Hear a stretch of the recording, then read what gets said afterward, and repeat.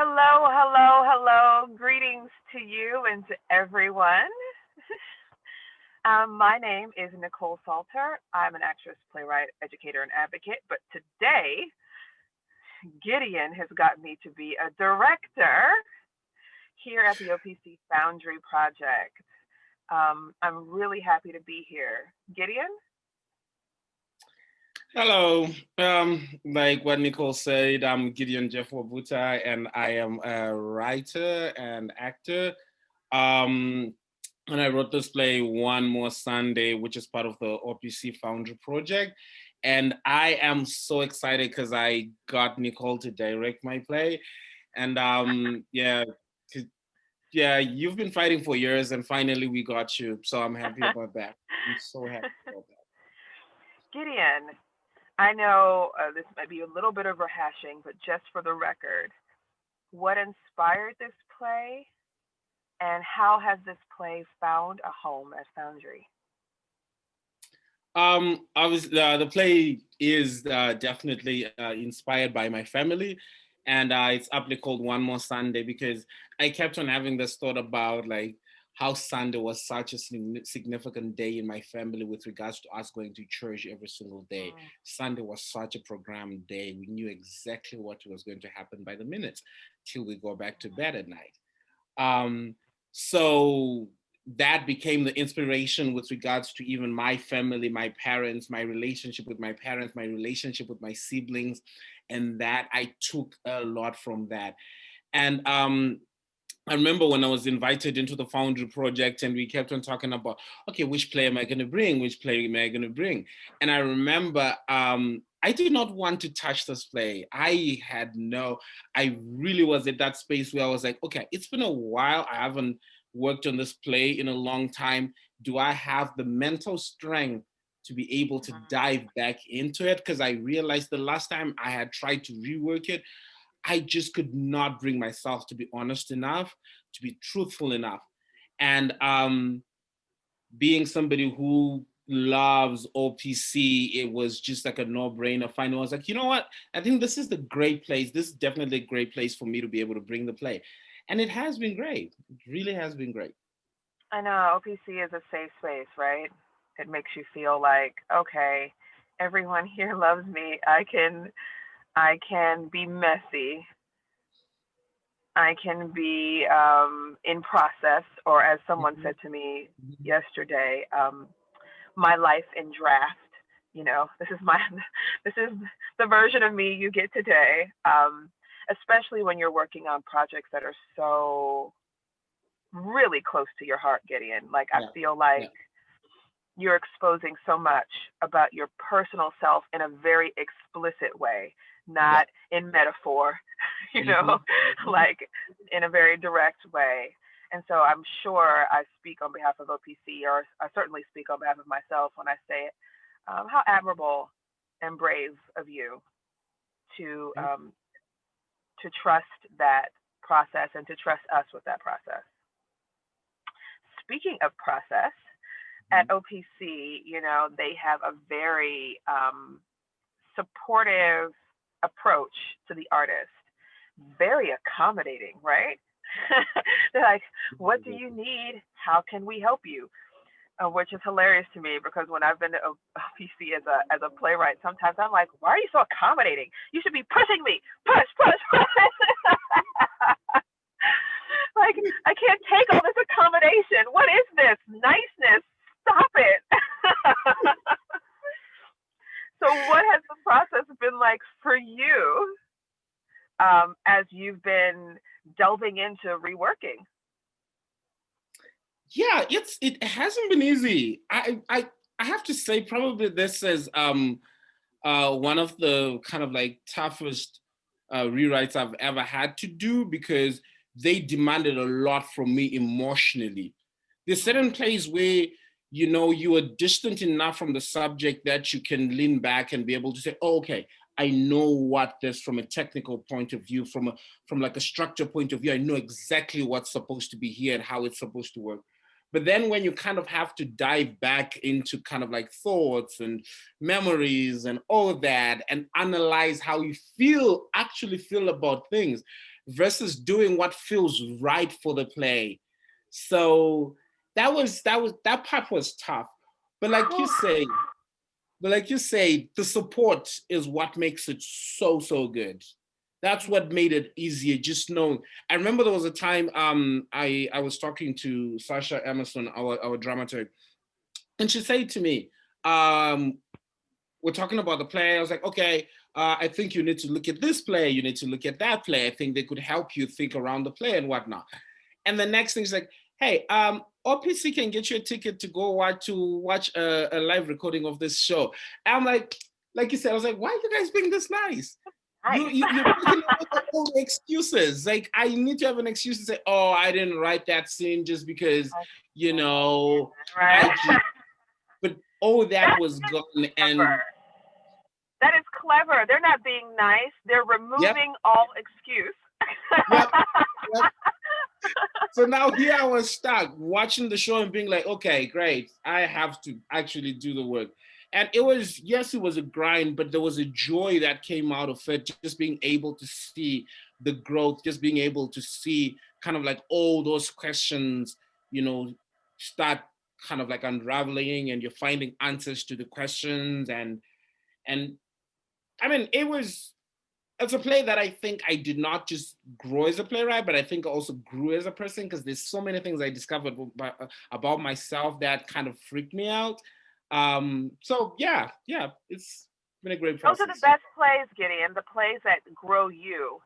Speaking of growing you started this play at a very different place than you are right now in your life. Yes. As a new father, being on the quote unquote other side of the table now. How are you thinking differently about this play and the dramatization of the father specifically and the son specifically? Both sides. Yeah, I think the biggest thing, I guess, for me is for the first time ever, I could genuinely, not from like a playwright thing where you're like, no, but I also have to look at the other side of things and see like what the other side of this character. No, but from oh yeah, I get it. Like I had those moments where I'm being so judged, because I remember that my biggest problem is, to this day, I still think that the reason why the characters in the play are just named mom and dad is because of that. I started off at that point where I was just like, no, you guys are just, I'm gonna tell the story of these kids. You guys just, Gideon, my actress, Nikkole Salter, who played the mom, that is one of the first things she said. She's like, does the mom have a name?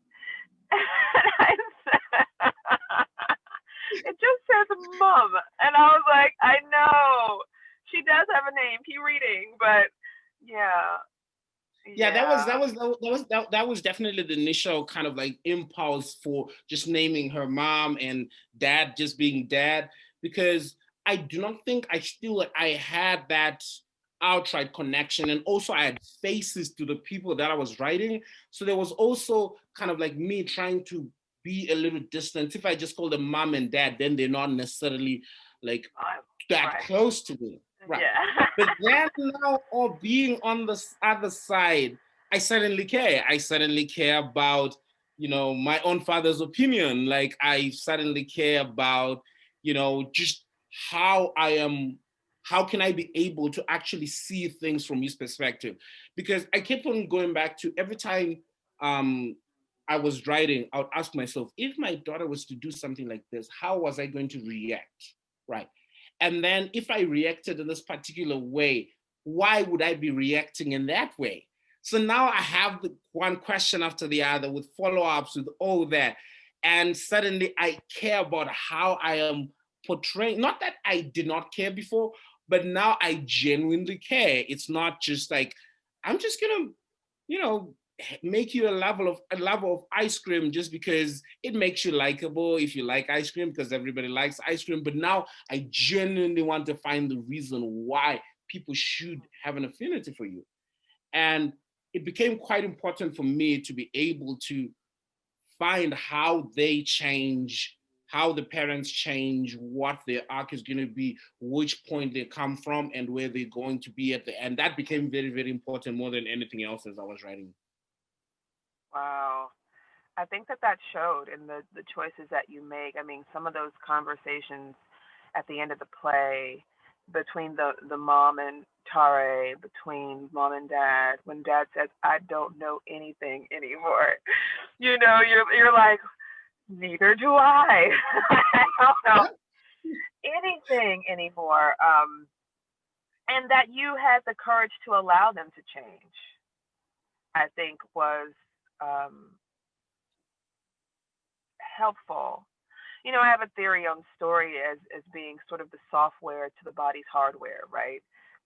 It's the thing that programs us and it enables us to have an experience. The experience we're having is because of the events that we identify and the meaning that we give them collectively and individually. And so